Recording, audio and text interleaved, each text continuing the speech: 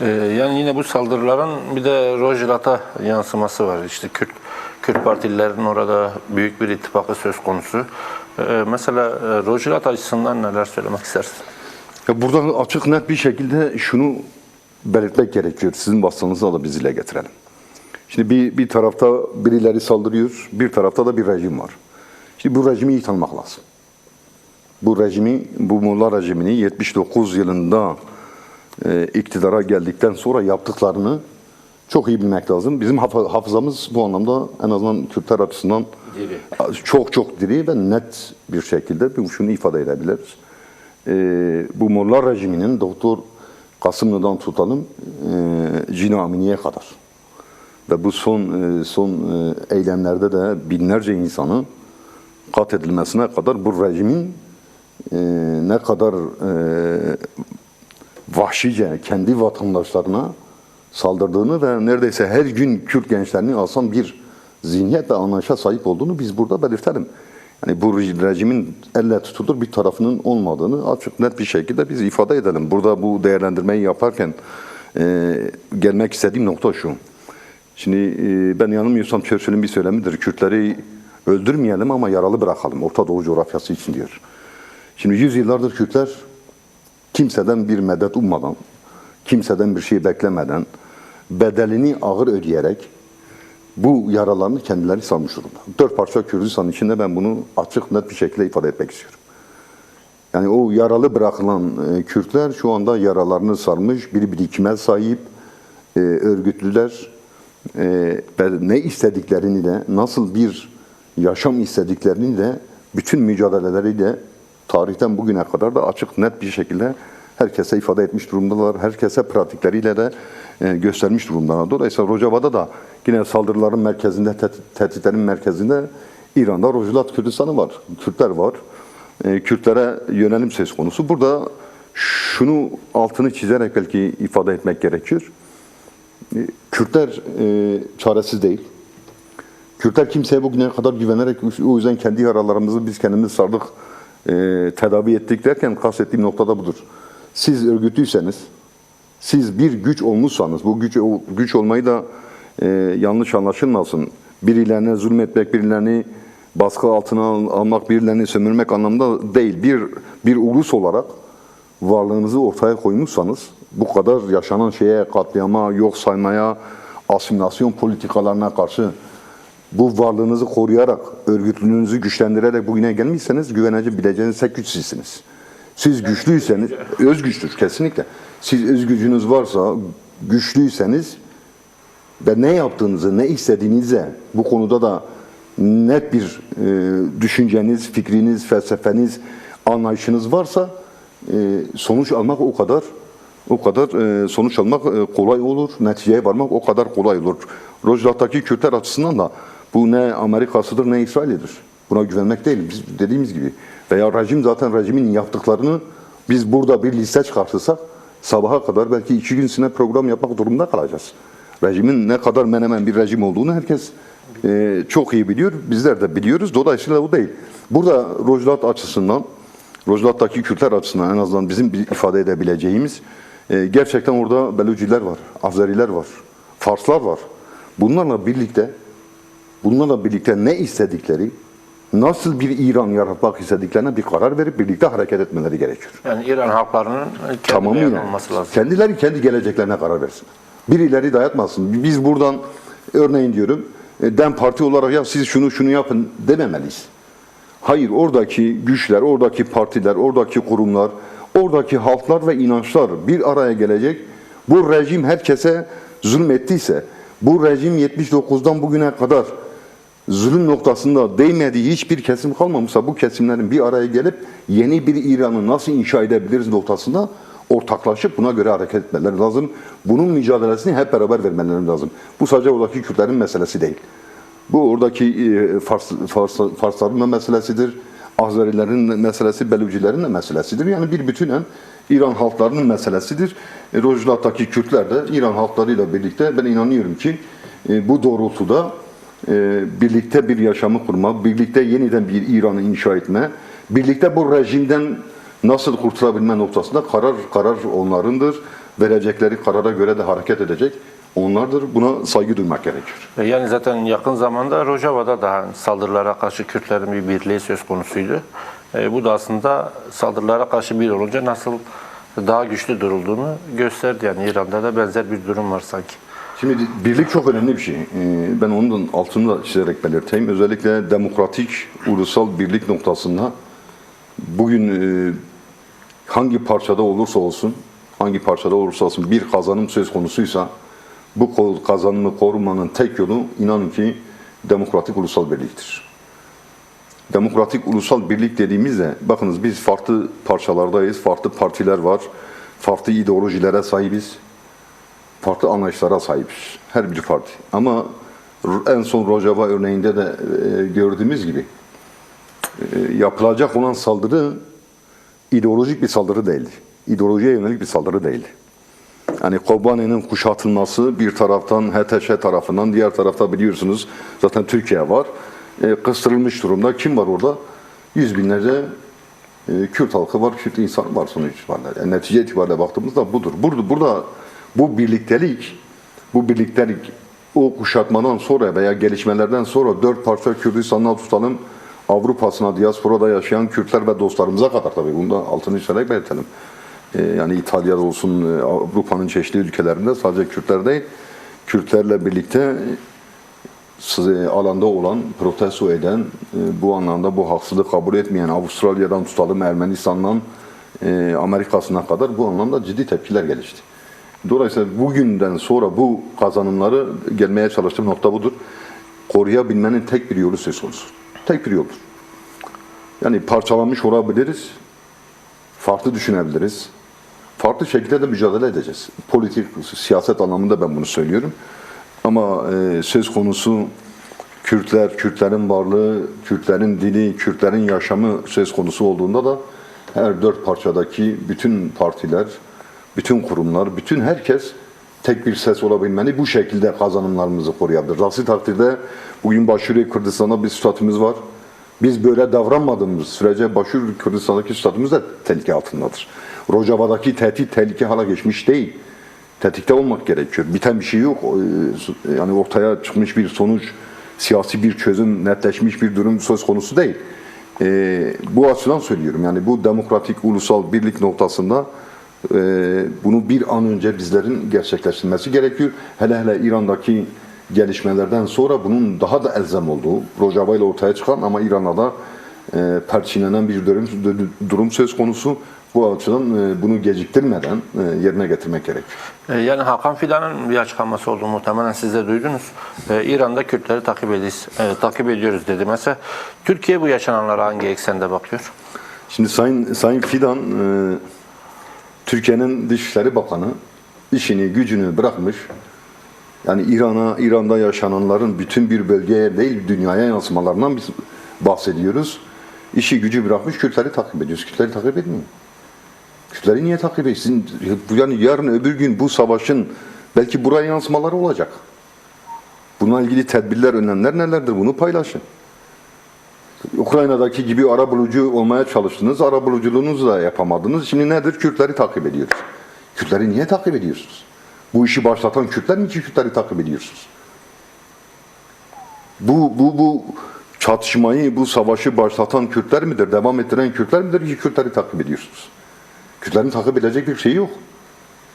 Kürtlerin talepleri de belli, Kürtlerin duruşu da belli. Sayın Fidan bunu açık net bir şekilde ifade etmek lazım. Artık bu zihniyetten, bu anlayıştan kurtulun. Söz konusu olan Kürtler değil, tehlike olan Kürtler değil, tehdit olan Kürtler değil. Yeniden dizayn yapılıyor. Türkiye bunun neresine yer alacak? Türkiye'ye nasıl etkileri olacak? Türkiye bundan nasıl etkilenecek?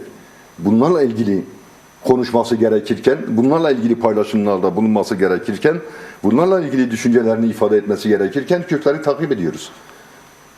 Kürtleri takip edecek bir durum söz konusu değil. Biz de şunu deriz, Kürtler de sizi takip ediyor. Yani böyle bir anlayış, böyle bir söz, böyle bir cümle kurulması bir talihsizliktir. Yani Kürtlerin takip edilecek. Kürtler kendi varlıklarını korumak noktasında, birlikte yaşam noktasında, demokrasi ve özgürlük noktasında Kürtler mücadelesini veriyor ve bunu açık net bir şekilde tüm kamuoyuyla da paylaşıyor. Takip edilecek bir durum söz konusu değil yani. Peki İran ve Orta Doğu'da çözümün asıl yolu sizce nedir? Çözümün asıl yolu geçmişten alınacak derslerle birlikte. Bakınız geçmişte programın başında da ifade ettik. Biz birilerini getirelim, birileri bize hizmet etsin, biz diğer orada yaşayan halkları istediğimiz kadar biz sömürmüş olmuyoruz. Dolaylı yoldan yani söz konusu devletler dolaylı yoldan kişiler üzerinden ya da Baas gibi anlayışlar üzerinden bir bütünen bir halkı sömürdüler, halklara acı çektirdiler. Burada dikkate alınması gereken gerçekten bu halklar ne istiyor? Bu halklar nasıl bir yaşam istiyor? Bu fırsatın bugüne kadar verilmemiş bu fırsatın oradaki halklara bu fırsatın verilmesi, ortamın sağlanması gerekiyor ve bu ortam sağlandığında da inanın ki şunu görebiliriz yani şunu açık bir şekilde görebileceğiz. İnsanlar farklı inançtan, farklı etnisiteden olsalar insanlar bir şekilde birlikte yaşam noktasında ortak yolları bulmaya devam edecekler. Yeter ki bu fırsat insanlara verilsin, halklara verilsin. Bugüne kadar yapılmayan bugüne kadar denenmeyen bu. Yani bir demokrasinin ithali olmaz. Demokrasi gerçekten bir toplum, bir halk, bir demokrasi istiyorsa bu tepeden gelmez. Yani alttan başlayarak bu örgütlenir. Yani toplumdan bu talep gelir. Toplum bunun örgütlemesini yapar. Toplum bunun önündeki engelleri kaldırarak bir yaşamı hep beraber kurar. Bunun yolunu açmak gerekiyor. Eski yöntemleri deneyerek farklı bir sonuç elde etme hesapları gerçekten bugüne kadar tutmadı. Bundan sonra da tutması mümkün değil. Bunu gören bir yerden oradaki halklara, insanlara fırsat vermek lazım.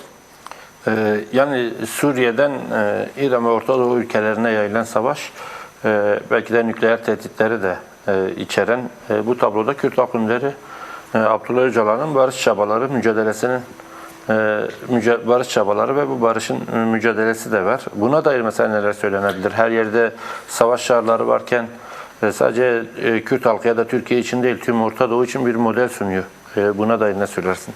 Tabii şimdi Kürt halk önderi derken aslında ezilen halkların önderi olarak da Sayın Abdullah Öcalan gerçekten bu rol misyonunu yani yaşadığı, verdiği, yaptığı fedakarlıklarla da ve ürettiği düşünceler, felsefe ve anlayışla da ispatlamış oldu. Gerçekten tüm dünyaya ispatlamış durumda. O yüzden diyoruz, bir alternatif söz konusu.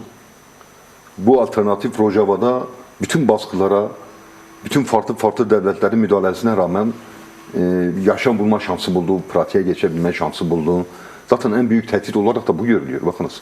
Yani Barak işte Trump'ın Suriye temsilcisi ve Türkiye Büyükelçisi yani ne diyor? Diyor yani biz başka bir diktatör istiyoruz. Kontrol edebileceğimiz bir kukla istiyoruz demeye getiriyor. İşte bu açıdan Rojava'da, Kuzeydoğu Suriye'de inşa edilmeye çalışılan paradigma veya anlayış onlara bir tehdit oluşturuyor, alternatif oluşturuyor. Bu alternatifi yaygınlaştırmak lazım. Bunu görmek lazım. O yüzden diyoruz, bakın kriz, kaos yaratıp, savaş çıkartıp, şimdi nükleer diyorlar, tamam İran nükleer sahibi olmasın ama bugün Pakistan nükleer silaha sahip. Bugün Fransa, Almanya, Amerika, Rusya yani Kuzey Kore birçok ülkenin elinde bu nükleer silahlar var. Yani söylemeye çalıştığım nokta şu, bu şekilde, bu gerekçelerle geçmişte yaratılmış olan sistemin ömrünü de artık uzatmak mümkün değil. Bir demokratik topluma ihtiyacımız var. Her yerde, her ülkede. Her toplumda, her ezilen halkların olduğu her yerde bir demokratikleşme, demokratik toplumu yaratma ve toplumun taleplerini özgürce dile getirebildiği, toplumun esas alındığı ve tabandan yukarıya doğru bir örgütlemenin yaşanması gerektiğini bir kez daha ifade edelim. Alternatifsiz değiliz. Çözüm var. Sayın Abdullah Öcalan da yıllarca zaten bunun önerisini de, bunun çabasını da, bunun emeğini de verdi. Bugün Türkiye'de yaşadığımız süreçle birlikte de süreci de çok iyi biliyoruz. Türkiye'ye de yine çözümün nasıl bir çözüm olması gerektiğinin ortasında da Türkiye devletine de, Türkiye hükümetine de ve Türkiye toplumuna da, Türkiye halklarına da bu anlamda somut, net, açık bir şekilde bugüne kadar hiç kimsenin yapmadığı şekilde önerilerini, çözümlerini ortaya koymuş durumda. Ya zaten şimdi yürütülen barış ve demokratik toplum süreci de var. Hem Devlet Bahçeli'nin sürecin başında hem de Kürt Halk Önderi Abdullah Öcalan'ın bu tehditlere, bu savaşın yayılmasına dair açıklamaları vardı, uyarıları da vardı. Tam da yani bu eksende o savaş yayılarak Türkiye çevresinde gelişerek devam ediyor. Yani Kürtler ve Türkiye burada ne yapmalı tam olarak? Şimdi bu şeyinize bağlantılı olarak ben ne yapılması gerektiğine gelmeden önce işte siz kendi sorunlarını, meselelerinizi çözmezseniz, bakınız bu Esad için de geçerliydi. Biliyorsunuz 2011'de Suriye halkları demokrasi ve özgürlük ve eşitlik noktasında protestolarda bulundular. Esad'ın cevabı çok sert oldu. Tutuklamalar oldu. İnsanları katlettiler. Ve sonra bir iç savaş başladı. Bugüne kadar da devam ediyor. Bugün Molla rejimi için de bu geçerli. Yani 79'a gelen... Yani orada da. Tabii ki yani oradaki halkın bakınız 3 günde binlerce insanın katledilmesinden çocuklardan tutalım kadınlara kadar birçok insanı kendi insanlarını katleden bir anlayış. Peki bu insanlar ne talep ediyordu? Özgürlük talep ediyordu. İyi bir yaşam talep ediyorlardı. Eşit bir yaşam talep ediyorlardı ve cevap çok ağır bir şekilde yani bir kırımdan geçirerek insanları katlederek cevapları bu rejimlerin, bu anlayışların cevapları bu oldu. Buralardan ders çıkartmak lazım. Şimdi Türkiye için de bu geçerli. Bakınız. Bir mesele varsa Türkiye bunu kendi içerisinde çözebilmeli ve Sayın Abdullah Öcalan da bunun fırsatını sunuyor. Ta 93'ten beri bunun fırsatını, imkanlarını sunuyor. Gördüğü en ufak bir tünelin ucunda ufak bir ışık bile görse bu ışığı değerlendirme noktasında bütün çabayı sarf eden, emeği gösteren Sayın Abdullah Öcalan oldu. Şu anda da böyle. Sayın Devlet Bahçeli'nin de tabii ilk başlardaki ve bugüne kadarki açıklamaları da değerlidir, önemlidir. Bunun da belirtmek gerekiyor. Ama bu çözüm noktasında da bazı pratik adımların atılması gerekiyor. Bugüne kadar hem Sayın Öcalan hem Kürt Özgürlük Hareketi'ne baktığımız zaman yani PKK'nın kongresini toplaması, fesih kararı alması, silahların yakılması, yakılırken verilen mesaj, biliyorsunuz okunan mesaj açık ve netti. Herkesi sorumluluğa çağıran, herkesi göreve çağıran, herkesi bu anlamda elini taşın altına koymaya davet eden, bugüne kadar silahları bahane eden her ne kadar kesim varsa bakınız silahlar devreden çıktı. Buyurun üzerinize düşeni yapın. Bu noktada davet eden bir açıklama da söz konusu oldu. Bu açıdan Türkiye'de de bu işe ciddi yaklaşmak gerekiyor. Yani tam somut adımlar noktasına değinmişken mesela bunun için 27 Şubat'ın yıl dönümünde yine Kürt Halk Önderi Abdullah Öcalan'ın bir mesajı Emre Alayeti tarafından yayınlandı. Yani burada ikinci aşamaya geçildiğini, artık demokratik hukuk, demokratik entegrasyon gibi maddelerin hayata geçmesi gerektiği belirtildi. Komisyonun da raporu aşağı yukarı biraz belli oldu kimi eleştirilerle beraber. Yani tam bu noktada hangi adımların atılması gerekiyor? Şimdi biz Kürt meselesi gibi derin bir meseleden bahsediyoruz.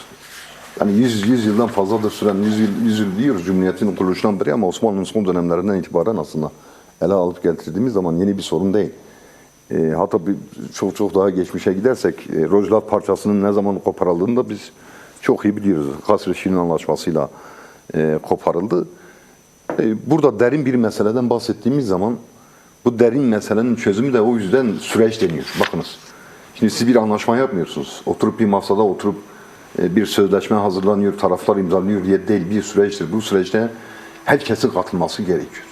Herkesi katmanız gerekiyor. Dediğimiz gibi bütün etkisiyle, hani mesela Kürt meselesi açısından söylüyorum, bütün toplumun bütün dinamiklerini etkilemiş bir mesele. Artık Türkiye'yi de aşan, bölgeselleşen ve hatta dünya meselesi haline gelmiş bir Kürt meselesi söz konusu. Adımlar derken şu adımlar atılması lazım. Bunlar yapılması değil. Hayır. Atılması gereken, yapılması gereken şeyler. Yani küçükten başlayıp büyüğe doğru gidilir.